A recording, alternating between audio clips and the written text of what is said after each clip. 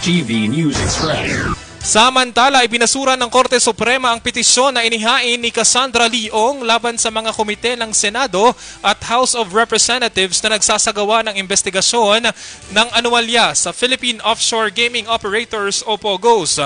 Base sa desisyon na pirmado ni Associate Justice Joseph Lopez na kinikilala ng Supreme Court ang kapangyarihan ng Kongreso na magsagawa ng pagdinig in aid of legislation. Si Ong ay sangkot sa operasyon ng Lucky South 99 sa Porac, Pampanga na ni-raid ng mga otoridad dahil sa illegal na operasyon nito. Inilahad ni Ong sa kanyang petisyon na nilalabag ng Kongreso ang kanyang karapatan para manahimik at right against self-incrimination. Inakusahan pa nito ang House Quadcom na inaabuso ang kapangyarihan at lagpas na sa jurisdiksyon sa pagsasagawa ng investigasyon dahil sa pinipilit siyang magbigay ng impormasyon.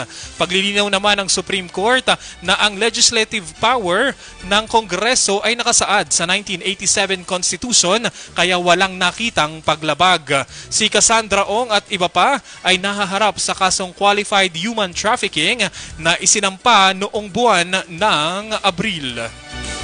TV News Express.